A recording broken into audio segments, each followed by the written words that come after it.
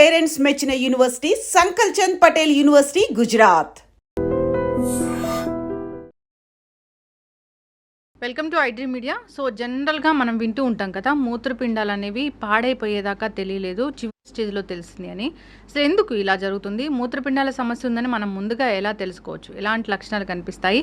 మూత్రపిండాలు ఆరోగ్యంగా ఉండాలంటే, కిడ్నీస్ బాగుండాలంటే, కిడ్నీ పనితీరు మెరుగుపడాలంటే మనం ఎటువంటి ఆహారాలు తీసుకోవాల్సి ఉంటుంది? పూర్తి వివరాలు తెలుసుకుందాం. ఈరోజు మనతో పాటు ఉన్నారు ప్రముఖ నెఫ్రాలజిస్ట్ డాక్టర్ సత్యనారాయణ గారు. డాక్టర్ గారు నమస్తే అండి. నమస్కారం. డాక్టర్ గారు, జనరల్గానే ఎవరికైనా ఈ కిడ్నీ ఇష్యూస్ వచ్చాయి అంటే అది లాస్ట్ స్టేజ్లోనే తెలుస్తుందని చెప్తూ ఉంటారు. ఎందుకండి అలాగా? అంటే ఇది మొత్తం వాస్తవం కాదండి. ఒక పార్ట్ వాజ్ కరెక్ట్. ఎందుకంటే మనకి కిడ్నీ జబ్బుల్లో కూడా చాలా రకాలు ఉంటాయి. కొన్ని రకాల జబ్బుల్లో, ఫర్ ఎగ్జాంపుల్ ఇప్పుడు కిడ్నీ జబ్బుల్లో మోస్ట్ కామన్ కాజ్ డయాబెటీస్ వల్ల వస్తూ ఉంటుంది. డయాబెటీస్, హైపర్ టెన్షన్, వీటి వల్ల వచ్చినప్పుడు ఏమవుతుందంటే మనకి చాలా ఎర్లీ స్టేజ్లోనే మనం దాన్ని ఐడెంటిఫై చేయొచ్చు. వీళ్ళకి కాలవాపులు రావడము, నడుస్తుంటే ఆయాసం రావడము, ఇవన్నీ చాలా తొందరగా స్టార్ట్ అయిపోతాయి అనమాట. క్రియాటిన్ 2.5, 3 ఉన్నప్పుడే స్టార్ట్ అయిపోతాయి, 5-6 వరకు వెళ్ళవు. అండ్ కొన్ని రకాల జబ్బుల్లో వీటిని మనము సిటిఎన్ అంటాం మెడికల్ లాంగ్వేజ్లో. వీటిలో ఏమవుతుందంటే లాస్ట్ స్టేజ్ వరకు మనకి సిమ్టమ్స్ తెలియవు. అంటే సిమ్టమ్స్ మనకి జనరల్గా మేము ఏమనుకుంటామంటే సిమ్టమ్స్ అంటే యూరిన్ వస్తుందా లేదా, యూరిన్ రావట్లేదంటే కిడ్నీలు పాడైపోయినాయి, యూరిన్ వస్తుందంటే కిడ్నీలు బాగున్నాయి. కానీ అలా కాదు. సో ఇప్పుడు కిడ్నీ అనేది మనకి నేటివ్ మనకి అర్థమయ్యేటట్టు చెప్పాలంటే సింపుల్ ఎగ్జాంపుల్, మనకి ఒక జల్లెడ ఎట్లా పనిచేస్తుందో అట్లా పనిచేస్తుంది. సో పైనుంచి ఏమైనా వేస్తే ఫిల్టర్ అవుతుంది, కిందకి వస్తుంది. ఇప్పుడు కొన్ని రకాల కిడ్నీ జబ్బుల్లో జల్లెడ కంప్లీట్లీ బ్లాక్ అయిపోయింది అనుకోండి, పైనుంచి ఏమైనా వేస్తే కిందకి ఏం రాదు. ఇట్లాంటి వాళ్ళు సిమ్టమ్స్ చాలా తొందరగా వస్తాయి. లైక్ కాలవాపులు కానీ, ఆయాసం కానీ, ఇవన్నీ చాలా తొందరగా వస్తాయి. అలా కాకుండా ఇప్పుడు ఈ జల్లెడలో పెద్ద పెద్ద బొక్కలు ఉన్నాయనుకోండి, పైనుంచి వేస్తారు, కిందకు వస్తుంది కానీ ఫిల్టరేషన్ అవ్వదు. సో యూరిన్ వస్తుంది కానీ ఫిల్టరేషన్ అవ్వదు. అంటే యూరియా, క్రియాటిన్, వేస్ట్ ప్రొడక్ట్స్ ఏదైతే ఫిల్టర్ అయి వెళ్ళిపోవాలో అవి వెళ్ళవు. ఇట్లాంటి వాళ్ళు లాస్ట్ స్టేజ్ వరకు సిమ్టమ్స్ తెలియవు వాళ్ళకి. వాళ్ళకి చెప్పినప్పుడు వాళ్ళు చాలా షాక్లోకి వెళ్ళిపోతారు అనమాట. అరే నాకు యూరిన్ వస్తుంది కదా, నాకు కిడ్నీ పనిచేయట్లేదు అంటారేంటి అని. సో ఇట్లాంటి వాళ్ళకి యూరిన్ వస్తున్నా కూడా ఫిల్టరేషన్ అవ్వదు అనమాట. ఇట్లాంటి వాళ్ళకి లాస్ట్ స్టేజ్ వరకు క్రియాటిన్ 10, 12, 13 ఆ స్టేజ్లో వస్తారనమాట. సో వాళ్ళకి తెలియదు. But majority of the kidney డిసీజ్లో మనకి క్రియాటిన్ స్టార్టింగ్ స్టేజ్లో ఉన్నప్పుడు కూడా మనం ఐడెంటిఫై చేయొచ్చు.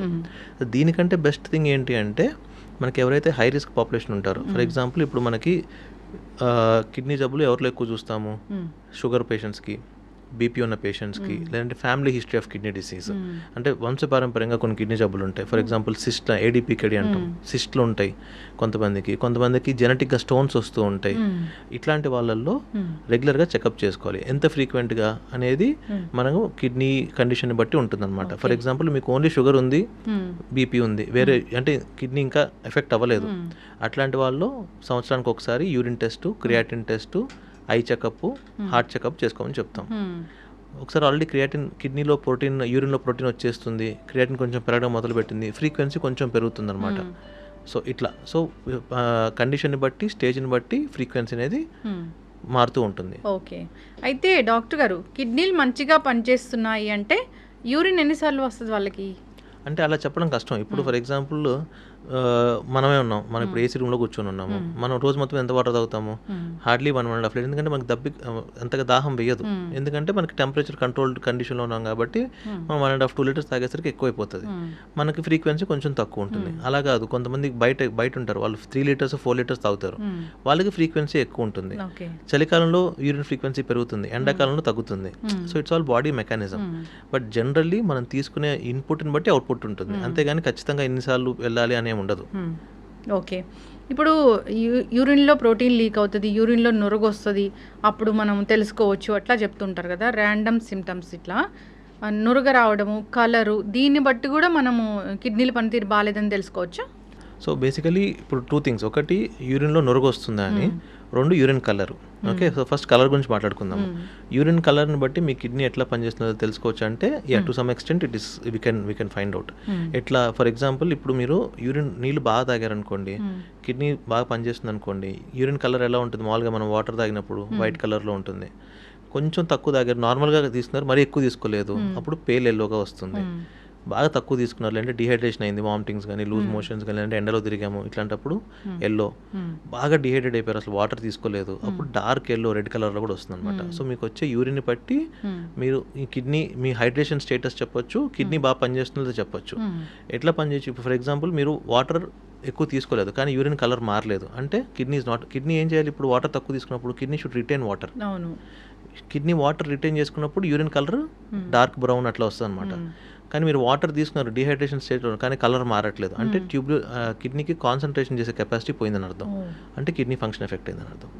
రెండు నురగ, ఇప్పుడు నురగ అనేది వెరీ ట్రిక్కీ థింగ్, ఎందుకంటే యూరిన్లో నురగ వచ్చేంత ప్రోటీన్ ఉండాలి అంటే చాలా ఎక్కువ ప్రోటీన్ ఉండాలి. నార్మల్గా మనము 30 to 300 milligrams నార్మల్ అని చెప్తాం. మనకు నురగ రావాలంటే కనీసం 1 gram కంటే ఎక్కువ ఉండాలి. కానీ కిడ్నీ జబ్బు అంతకంటే ముందు కూడా స్టార్ట్ అయి ఉండొచ్చు. డయాబెటీస్ పేషెంట్స్లో 30 milligrams, 300 milligrams, 500 milligrams, 750 milligrams అలా కూడా స్టార్ట్ అవుతుంది. దాన్ని కూడా మనం దీని కింద తీసుకుంటాం, మనం జబ్బు కింద తీసుకుంటాం. సో నురగ వచ్చేంత వరకు వెయిట్ చేయకూడదు. సో రిస్క్ ఫ్యాక్టర్స్ ఉన్నవాళ్ళు, ఫ్యామిలీ హిస్టరీ ఉన్నవాళ్ళు ఖచ్చితంగా ఇయర్లీ ప్రివెంటివ్ చెకప్ చేసుకోవాలి. చేసుకుంటేనే మనం కిడ్నీని ఐడెంటిఫై చేయగలం. కిడ్నీ జబ్బులు అంటే ముందుగా ఐడెంటిఫై చేయగలం. వాటిని ఇప్పుడు ఎందుకు ఐడెంటిఫై చేయాలి అనేది నెక్స్ట్ క్వశ్చన్. మామూలుగా ఐడెంటిఫై చేస్తే ఇప్పుడు మనకి చాలా డ్రగ్స్ ఉన్నాయి, మెడిసిన్స్ చాలా వచ్చినాయి కొత్తవి, which will prevent the progression of the disease. అంటే ఇప్పుడు స్టార్టింగ్ స్టేజ్లో మనం దాన్ని ఐడెంటిఫై చేయగలిగితే దాన్ని ఆపగలిగే మెడిసిన్స్ ఇంతకుముందు హార్డ్లీ 1-2 ఉండేవి. ఇప్పుడు లాస్ట్ 6-7 yearsలో చాలా మెడిసిన్స్ వచ్చినాయి. So this huge development in prevention. ఒక 40 years రాగానే కిడ్నీకి సంబంధించిన అసలు 40-30 ఏం లేదండి. ఇప్పుడు అంటే ఇంకొకటి ఏంటంటే ఇప్పుడు లాస్ట్ 10 years నుంచి specially post covid we are seeing, last 10 years నుంచి అనుకోండి, పోస్ట్ కోవిడ్ కూడా ఎక్కువ ఉన్నాయి. అసలు 29 yearsకి 27 yearsకి డయాబెటీస్, 30 yearsకి హైపర్ టెన్షన్. అసలు ఎందుకు లాస్ట్ 10 yearsలో అసలు మోస్ట్లీ కోమార్బిడిటీస్ ఉంటే ఖచ్చితంగా టెస్ట్ చేసుకోవాలి. సో ఇప్పుడు ఇంతకుముందు షుగర్ అంటే 40 పైనే, చాలా తక్కువ చూసేవాళ్ళం, 40 కంటే తక్కువ. 40 కంటే తక్కువ ఉంటే టైప్ 1 డయాబెటీస్ అనుకునేవాళ్ళం అనమాట. అంత రేగా చూసేవాళ్ళం, ఎందుకంటే ఆహారపు అలవాట్లు, ఆ ఫిజికల్ యాక్టివిటీ కానీ అలా ఉన్నాయి. ఇప్పుడు అలా లేదు. ఇప్పుడు too much of processed food, too much of junk food and heavy non veg consumption and most of the time desk jobs, less physical activity. So వీటి వల్ల చాలా యంగ్ పీపుల్ కూడా డయాబెటీస్ వచ్చేస్తుంది. ఇప్పుడు డయాబెటీస్ ఉంది డాక్టర్ గారు, అది కిడ్నీలను ఎలా పాడు చేస్తుంది? అంటే ఇప్పుడు మేజర్గా షుగర్ వల్ల ప్రాబ్లం ఏంటి అంటే, షుగర్ వల్ల యాసెస్ మీకు ఏం ప్రాబ్లం, షుగర్ ఎక్కువైతే నీరసం వస్తుంది, షుగర్ తక్కువైనప్పుడు నీరసం వస్తుంది అంతే. కానీ డయాబెటిక్ కాంప్లికేషన్స్ ఏవైతే ఉంటాయో, అంటే కళ్ళ మీద పడితే డయాబెటిక్ రెటినోపతి, హార్ట్ మీద పడితే కార్డియోమయోపతి, ఇప్పుడు కిడ్నీ మీద పడితే డయాబెటిక్ నెఫ్రోపతి. సో ఇవన్నీ ఏంటంటే లోపల ఈ షుగర్ ఎక్కువ అవ్వడం వల్ల బాడీలో కొన్ని అనవసరమైన కెమికల్స్ ఫామ్ అవుతూ ఉంటాయి. వీటిని మనం అడ్వాన్స్ గ్లైకోసిలేషన్ ప్రొడక్ట్స్ అంటాం అనమాట వీటి మెడికల్ లాంగ్వేజ్లో. ఇవి వెళ్ళి ఎక్కడైతే మనకి కీలక అవయవాలు ఉంటాయో వాటిని డ్యామేజ్ చేయడం మొదలు పెడతాయి.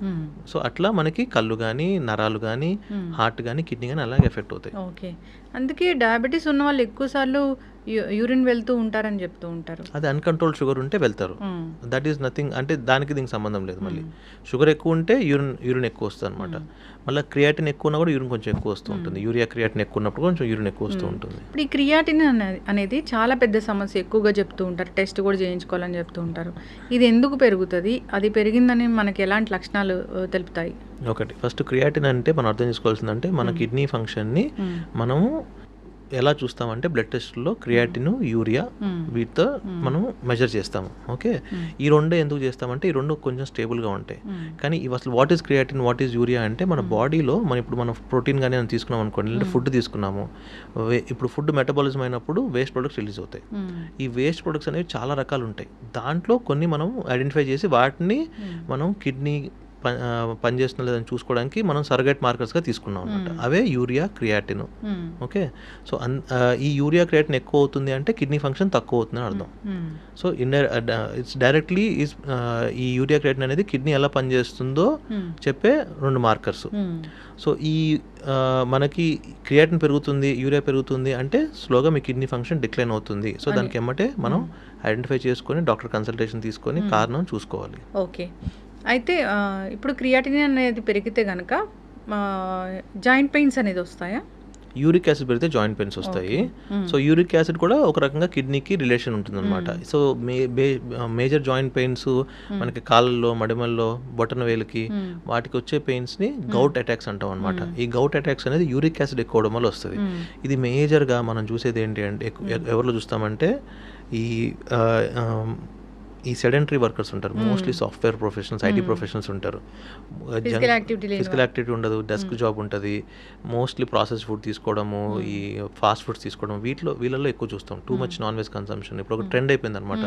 ఈ ఫుడ్ బ్లాగింగ్, దాని తర్వాత అక్కడికి వెళ్ళి ఎక్కువ ఫుడ్ ఒకళ్ళే తినడము, దాని ఏదో అంటారు, ఐ డోంట్ నో, యూట్యూబ్స్లో they keep posting these videos అనమాట. ఒకే మనిషి ఇంత ఫుడ్ తినడము, ఇవన్నీ.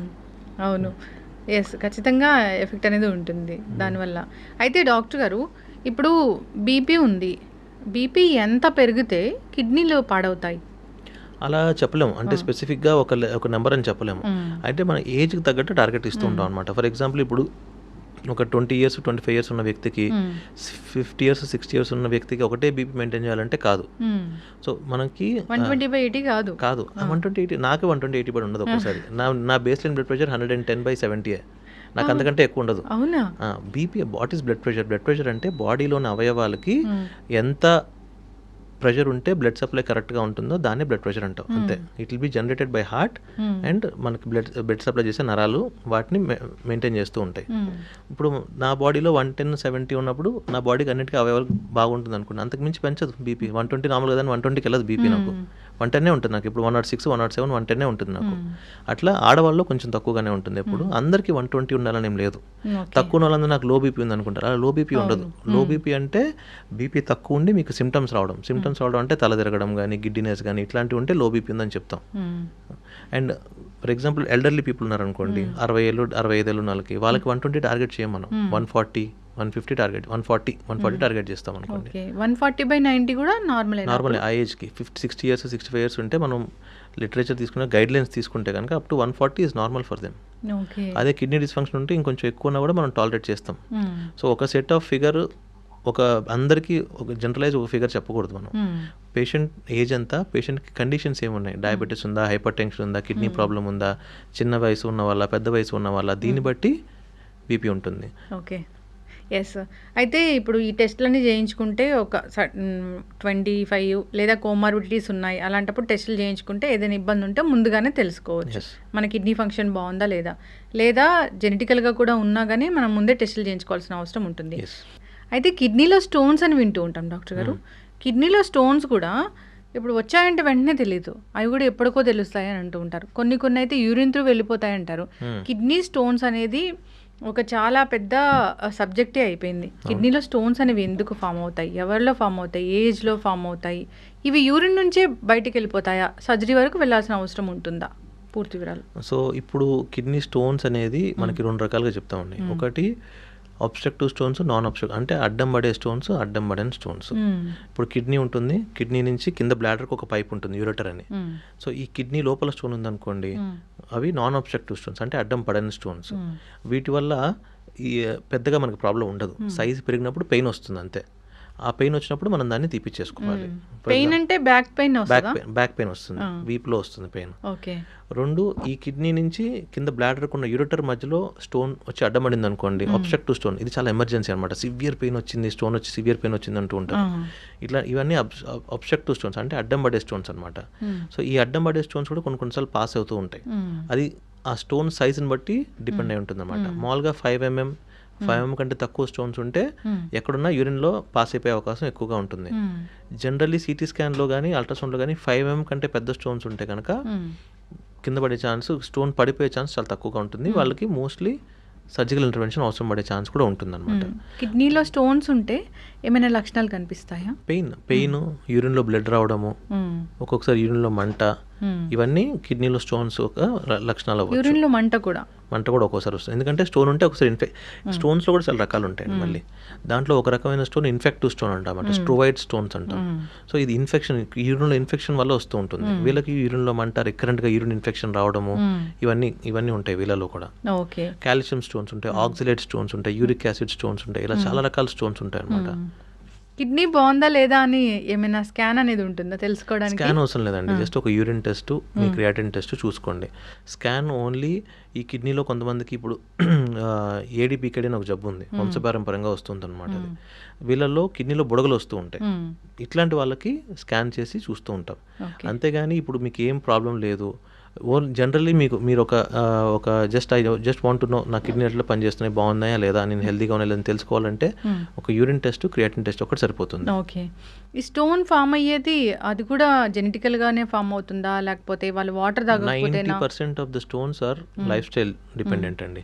90% ఆఫ్ ద స్టోన్స్ మేము చూసే స్టోన్స్, మేము కానీ యూరాలజిస్టులు ఎక్కువ చూస్తుంటారు స్టోన్స్, నెఫ్రాలజిస్టులుగా మేము తక్కువ చూస్తూ ఉంటాం. బట్ ఓవరాల్గా majority of the stones are because of life style changes అనమాట. లైఫ్ స్టైల్ చేంజెస్ అంటే ఇందాక మనం మాట్లాడుకున్నవే, sedentary life styles, processed food అసలు చాలా ఎక్కువైపోయింది ఇప్పుడు, ప్రాసెస్డ్ ఫుడ్ తీసుకోవడము. అండ్ నాన్ వెజ్ కన్సంప్షన్ కూడా ఈవెన్ మనం జనరల్లీ తెలంగాణలో కొంచెం ఎక్కువ తీసుకుంటాం నాన్ వెజ్, బట్ ఆ స్టాండర్డ్స్ కూడా నాన్ వెజ్ అనేది చాలా ఎక్కువైపోయింది. సో ఎవ్రీడే నాన్ వెజ్ తీసుకోవాలి, ఎప్పుడైనా వీకెండ్ మాత్రం వెజ్ తీసుకోవాలి, అట్లా ఇప్పుడు అలాగే అయిపోయింది చూస్తుంటే. అండ్ ఈ అంటే మన సోషల్ మీడియాలో కూడా ఈ నెంబర్ ఆఫ్ ప్లేసెస్ ఎక్కువైపోవడము, ఈ ఫుడ్ బ్లాగింగ్ చేయడము, ఇక్కడ తినండి, అక్కడ తినండి, అది తినండి, ఇది తినండి అని చెప్పడము, సో ఇవన్నీ ఒక క్రేజ్ వచ్చేసింది అనమాట. సో అలా ఆ ఫుడ్ తీసుకోవడము, ఎక్సెస్ అవసరం లేకుండా నాన్ వెజ్ తీసుకోవడము, ప్రాసెస్డ్ ఫుడ్ అవసరం లేకుండా తీసుకోవడము, ప్లస్ దానికి తగ్గట్టు ఎక్సర్సైజ్ చేయకపోవడము, తగినంత వాటర్ తాగకపోవడము, సో మోస్ట్లీ ఇవే ఉంటాయి. తగినంత వాటర్ అంటే ఇప్పుడు ఫర్ ఎగ్జాంపుల్ మీరు నాన్ వెజ్ ఎక్కువ తీసుకుంటున్నారు, సాల్ట్ ఎక్కువ తీసుకుంటున్నారు, సాల్ట్ ఉన్న ఫుడ్స్, ఫ్రెంచ్ ఫ్రైస్ అను, బర్గర్స్ అను, ఇవన్నీ ఏంటి ప్రాసెస్డ్ ఫుడ్, ఈ ప్రిజర్వేటివ్స్లో సాల్ట్ ఎక్కువ ఉంటుంది కదా. సో ఇట్లాంటివి తీసుకున్నప్పుడు ఏంటంటే స్టోన్ ఫామ్ అయ్యే అవకాశాలు ఎక్కువగా ఉంటాయి. So high salt containing foods plus less fluid intake, అంటే వాటర్ తక్కువ తీసుకోవడము, సాల్ట్ ఎక్కువ తీసుకోవడము, ఇది స్టోన్ ఫార్మింగ్కి రెసిపీ. స్టోన్ కిడ్నీలో ఫామ్ అవ్వాలంటే సాల్ట్ కంటెంట్ ఎక్కువ ఉండాలి, వాటర్ కంటెంట్ తక్కువ ఉండాలి. మనం అదే చేస్తాం, వాటర్ తాగం, ప్లస్ ఒకటి తీసుకున్నా కూడా, లిక్విడ్స్ తీసుకున్నా కూడా ఈ కోకోకోలాను ఈ రూపంలో తీసుకుంటాం. సో దట్ షుడ్ నాట్, అది అలా జరగకూడదు. వాటర్ తీసుకోవాలి ఎక్కువ, సాల్ట్ కంటెంట్ తగ్గించుకోవాలన్నమాట. ఇలా తీసుకుంటే స్టోన్ ఫామ్ అయ్యే ఎన్విరాన్మెంట్ అనేది అక్కడ క్రియేట్ అవ్వదు కిడ్నీలో. ఈ కిడ్నీలో సాల్ట్ కంటెంట్ ఎక్కువ ఉన్నప్పుడు స్టోన్ ఫార్మింగ్ ఎన్విరాన్మెంట్ ఫామ్ అవుతుంది, అప్పుడే స్టోన్ ఎక్కువ ఫామ్ అవుతుంది, స్టోన్స్ ఫామ్ అయ్యే అవకాశం ఎక్కువగా ఉంటుంది. కానీ ఒక 10 to 20% ఆఫ్ ద పేషెంట్స్లో జెనెటిక్ కండిషన్స్ వల్ల కూడా మనకి స్టోన్ ఫామ్ అవుతూ ఉంటుంది, దాంట్లో వాళ్ళ తప్పే ఉండదు. ఓకే. ఇప్పుడు స్టోన్ యూరిన్ నుంచి దానంతరికి అదే వెళ్ళిపోతుంది కదా, అది సైజుని బట్టి డిపెండ్. వెళ్ళిపోయినప్పుడు తెలుస్తుందా డాక్టర్ గారు? పెయిన్ వస్తుంది, చాలా పెయిన్ వస్తుంది. ఓకే. మనం చాలాసార్లు ఎమర్జెన్సీకి వస్తారు, evenings, nights, middle of the night ఎమర్జెన్సీకి వస్తారు, సార్ పెయిన్ తట్టుకోలేకపోతున్నాం, వస్తున్నాం అని. సో వాళ్ళకి ఆ యూరిన్ ఇప్పుడు ఏం చేస్తుందంటే ఈ కిడ్నీకి బ్లాడర్కి మధ్యలో ఉన్న యూరెటర్ ఏదైతే ఉందో అక్కడికి వచ్చి అడ్డం పడ్డప్పుడు స్టోను, కిడ్నీ ఏం చేస్తుంది, దాన్ని కిందకి నెట్టడానికి ట్రై చేస్తాను అనమాట. ట్రై చేసినప్పుడు చాలా సివియర్ పెయిన్ వస్తుంది, పెరిస్టాల్టిక్ మూమెంట్ అంటాం యూరిటర్లో. అలా వచ్చినప్పుడు సివియర్ పెయిన్ వస్తుంది. సో ఆ పెయిన్ ఏంటంటే that is kidney is trying to push the stone down. So అప్పుడు సివియర్ పెయిన్ వస్తుంది అనమాట. రప్చర్ అవుతుందా? రప్చర్ అవ్వదు, వెరీ అన్లైక్లీ. కానీ ఏమందంటే బ్యాక్ ప్రెషర్ వస్తుంది అనమాట. ఇప్పుడు ఫర్ ఎగ్జాంపుల్ 4 mm 3 mm ఉందనుకోండి, స్టోన్ ఈజీగా పుష్ చేసేస్తుంది కిడ్నీ. 5 mm 6 mm ఉందనుకో, it will be very difficult అనమాట. ఒక్కోసారి ఈ పైన కిడ్నీ నుంచి కింద బ్లాడర్ వరకు వచ్చి ఆగిపోద్ది అనమాట, టిప్లో ఉంటుంది అనమాట, అక్కడ నుంచి ఇంకా కదలదు. సో అట్లాంటప్పుడు ఏమవుతుందంటే యూరిన్ ఫామ్ అవుతుంది కదా మనకి పైన, అదేం బ్యాక్ ప్రెషర్ క్రియేట్ చేస్తుంది కిడ్నీలో స్వెల్లింగ్ వస్తుంది, హైడ్రోనెఫ్రోసిస్ అంటాం. ఆ స్వెల్లింగ్ వచ్చినప్పుడు మాత్రం it will become an emergency, we have to go and do a surgery and then remove the stone. Surgery అంటే దానిలో కూడా చాలా రకాలు ఉంటాయి. PCN అని, ESW అంటే కొన్నిసార్లు బయట నుంచి షాక్ వేవ్స్ ఇచ్చి దాన్ని బ్లాస్ట్ చేస్తాము, కొన్నిసార్లు లోపలికి వెళ్ళి స్టోన్ రిట్రాక్ట్ చేసి స్టెంట్ పెడతాము. దానిలో కూడా అంటే సైజుని బట్టి, లొకేషన్ని బట్టి మనకి స్టోన్ ట్రీట్మెంట్ అనేది ఉంటుంది. అయితే డాక్టర్ గారు, చాలా వాటర్ తాగితే స్టోన్స్ బయటికి వెళ్ళిపోతాయి, బార్లీ వాటర్ తాగితే స్టోన్స్ బయటికి వెళ్ళిపోతాయి, బార్లీ వాటర్ తాగితే కిడ్నీలు కూడా మంచిగా క్లీన్ అయిపోతాయి, ఒక్కొక్కసారి బియర్ లాంటిది తీసుకుంటే కూడా యూరిన్ నుంచి వెళ్ళిపోతాయి అంటారు, వాస్తవమేనా? అలా ఉండదు. ఇప్పుడు ఏంటంటే ఇవన్నీ ఏంటంటే ఎక్కువ వాటర్ తీసుకుంటే బాడీలోని ఎక్సెస్ టాక్సిన్స్ అనేది ఫ్లష్ అవుట్ అవుతాయి అంతే. అంతకుమించి ఇంకేం ఉండదు. బార్లీ వాటర్ తీసుకున్నా అదే, బీర్ తీసుకునే ఇలా జరగదు. బీర్ అని తీసుకున్నా, ఆల్కహాల్ తీసుకున్నా యూరినేషన్ ఎక్కువ వస్తూ ఉంటుంది. That doesn't and in fact it's bad recipe. మనం బీర్ ఎక్కువ తీసుకున్నా, ఎనీ ఆల్కహాల్ తీసుకున్నప్పుడు వాటర్ తక్కువ తీసుకుంటాం అండ్ యూరినేషన్ ఎక్కువ అవుతూ ఉంటుంది అనమాట. అట్లాంటప్పుడు డిహైడ్రేట్ అయిపోతాం. సో డిహైడ్రేట్ అవ్వకుండా చూసుకోవాలి మనం. మందు తాగినప్పుడు కానీ ఎప్పుడైనా లిక్విడ్స్ మనం అదే పనిగా లిక్విడ్స్ తాగాలి అని ఒకటి పెట్టుకొని తీసుకుంటూ ఉండాలి, లేకపోతే డిహైడ్రేట్ అయిపోతాం. ఆన్ ది అదర్ హ్యాండ్ ఎక్కువ వాటర్ తీసుకున్నప్పుడు బాడీలో టాక్సిన్స్ ఫ్లష్ అవుతాయి. కానీ ఎంత వాటర్ తీసుకోవాలనేది they should be limit for anything. కొంతమంది నా దగ్గర 8 లీటర్స్ కొంతమంది 8 లీటర్స్ తీసుకుంటాను సార్, నేను 10 లీటర్స్ తీసుకుంటాను సార్ అని వస్తూ ఉంటాను అనమాట. అలా కూడా తీసుకోకూడదు. ఎందుకంటే ఎక్సెస్ వాటర్ తీసుకుంటే ఏమవుతుందంటే బాడీలోని లవణాలు, సోడియం, పొటాషియం ఇవన్నీ డౌన్ అయిపోతాయి. In fact we have 2 days back ఒక అడ్మిషన్ అయింది మాకు ఎమర్జెన్సీ నుంచి. ఆయన 8 లీటర్స్ 10 లీటర్స్ వాటర్ తీసుకుంటారు రోజు. సడన్ గా సోడియం లెవెల్స్ 105, 106 కి డ్రాప్ అయిపోయి కొమటో స్టేట్లో వచ్చారు. ఎక్కువ నీళ్ళు తాగడం కూడా ప్రమాదం అయితే. ఎక్కువ నీళ్ళు తీసుకున్నా కూడా ఒక్కొక్కసారి మనకి ఈ సోడియం అనేది డౌన్ అయిపోతుంది, పొటాషియం డౌన్ అయిపోవడం అనేది జరుగుతూ ఉంటాయి అనమాట. అలా తీసుకోకూడదు. కిడ్నీ ప్రాబ్లం ఉన్న వాళ్ళు ఎక్కువ నీళ్ళు, అసలు నీళ్ళే క్వాంటిటీ ఇలా ఎంత తీసుకోవాలి అని ఉంటుందంట కదా.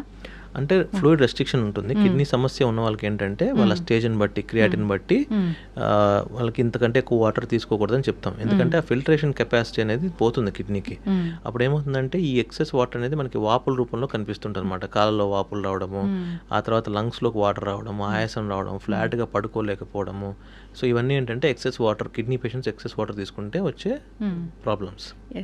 డాక్టర్ గారు మీరు చెప్తూ ఉన్నారు కాళ్ళల్లో వాపులు కనిపిస్తాయని. అంటే ఏం జరుగుతుందండి అసలు ఫంక్షన్? ఏది ఎక్సెస్ వాటర్ అంటే ఇప్పుడు ఎక్సెస్ వాటర్ బాడీలోనే ఎక్సెస్ వాటర్ ఉంటుంది కదా. ఈ ఎక్సెస్ వాటర్ ఏంటంటే ఈ ప్రెషర్ తట్టుకోలేక లోపల బయటకు వచ్చేస్తాయి.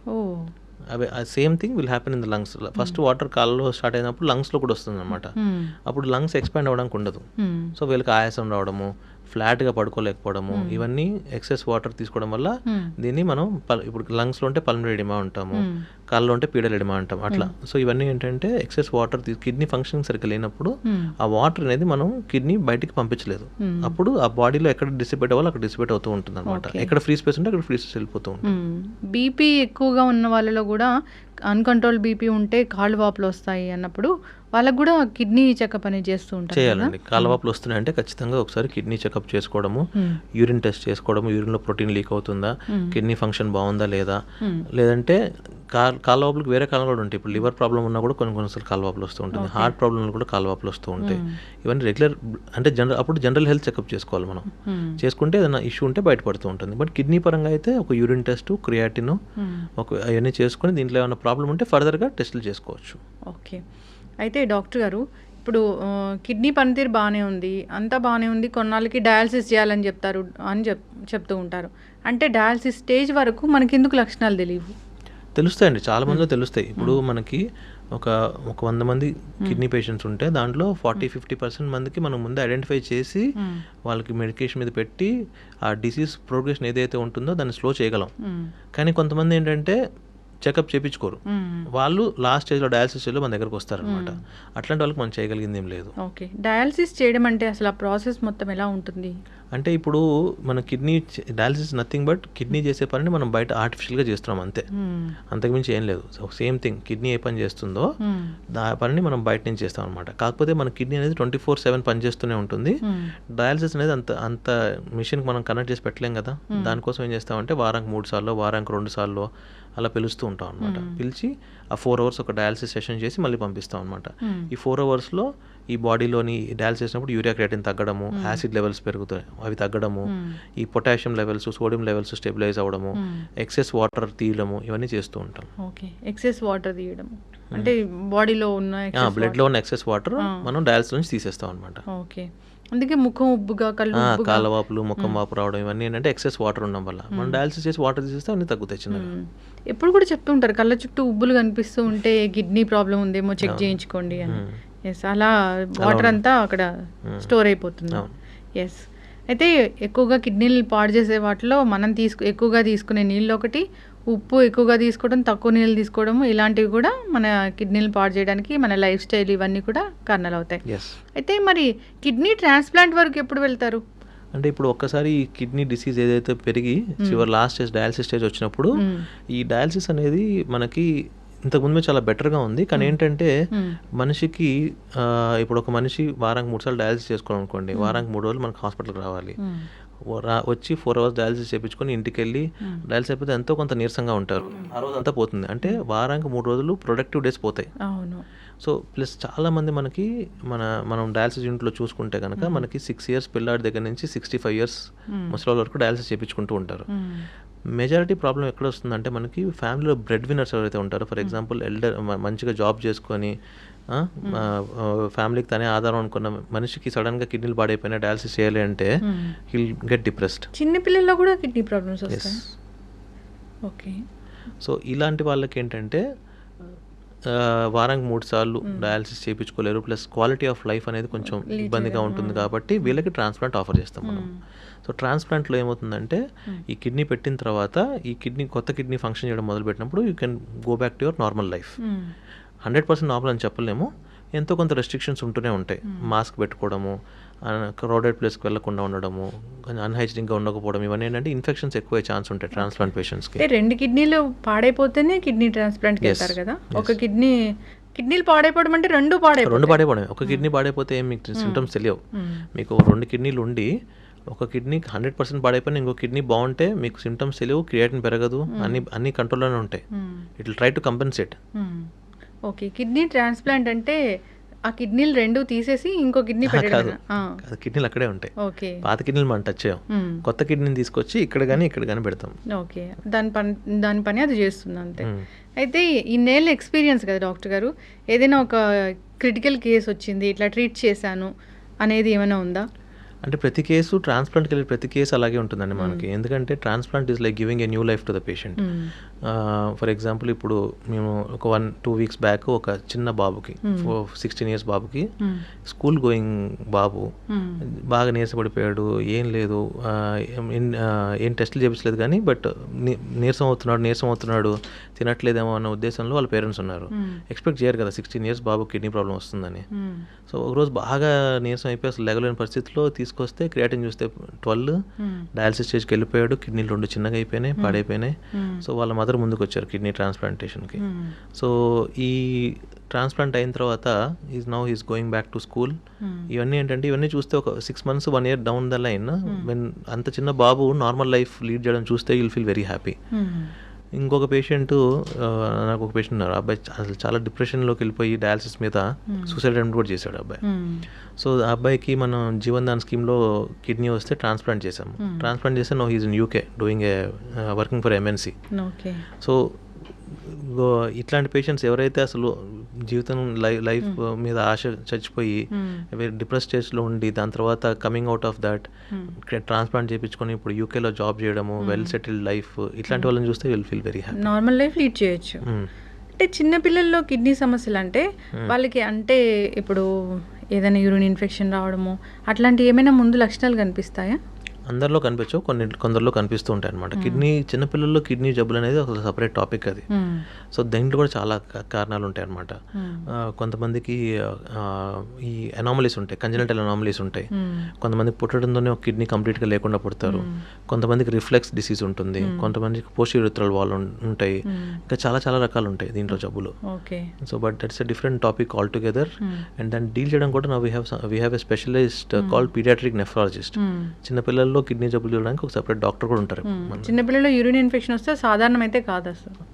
అంటే మగవాళ్ళలో చూడొచ్చు, ఆడపిల్లలు చూడొచ్చు, మగవాళ్ళలో మనం జనరల్గా చూడం మగపిల్లల్లో. So with in 6 years 8 first few years of లైఫ్లో ఇన్ఫెక్షన్ వచ్చిందంటే వీ హ్యావ్ టు ఎవాల్యుయేట్. ఆడపిల్లలు అయితే ఖచ్చితంగా ఎవాల్యుయేట్ చేయించుకోవాలి ఒక్కసారన్నా. మగపిల్లలు అయితే మనం ఎక్కువగా చూడము, వచ్చిందంటే ఎవాల్యుయేట్ చేయించుకోవాలి ఒకసారన్నా. ఓకే. కిడ్నీ టెస్ట్ వరకు వెళ్ళాల్సిందే. స్కాన్ అన్నా చేయించుకోవాలి ఒకసారి. స్కాన్ అంటే ఏముంటుంది? అల్ట్రాసౌండ్ స్కాన్ ఉంటుంది. ఓకే. ఎస్ డాక్టర్ గారు చాలా చక్కగా చెప్పారు. ఇప్పుడు కిడ్నీ ప్రాబ్లమ్స్ ఏమీ లేవు, అంతా బాగానే ఉంది, కిడ్నీలు ముందు పాడవకూడదు అంటే ఏమైనా జాగ్రత్తలు చెప్తారా?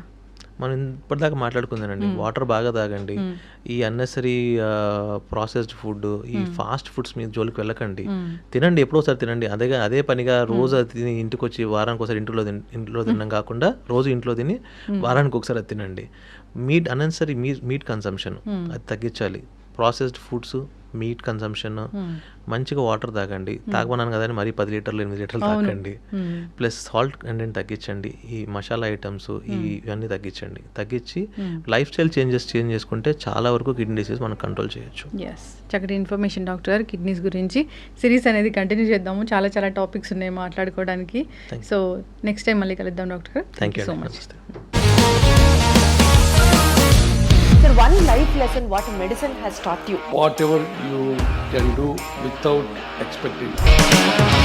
బట్ ఐ రియలీ బిలీవ్ మన పాజిటివ్ యాటిట్యూడ్ ఉంటేనే మనం ఏదైనా సాధించగలం. గట్ని మనం కరెక్ట్గా డీల్ చేసినట్లయితే అది మనకి పాజిటివ్ హార్మోన్స్ని రిలీజ్ చేస్తుంది. షుగర్ వచ్చిన వాళ్ళ పరిస్థితి ఏంటి? పొట్ట దగ్గర పెరిగితే దాన్ని ఆండ్రాయిడ్ అంటారు, ఆండ్రాయిడ్ ఫోన్ కదా. అసలు థాట్స్ ఎందుకు వస్తాయి? బ్రెయిన్ డెడ్ అంటే దానికి ప్రపంచం అంతా కూడా కొన్ని నిర్దిష్టమైనటువంటి లక్షణాలు ఉన్నాయి. మానసికంగా ధైర్యంగా ఉంటే క్యాన్సర్ జయించవచ్చు. You are a doctor for a cause sir, అంతే. వాళ్ళకి వచ్చిన ఆదాయం కాకుండా ఫ్రీ సర్వీస్ ఎంతమందికో చేస్తారు.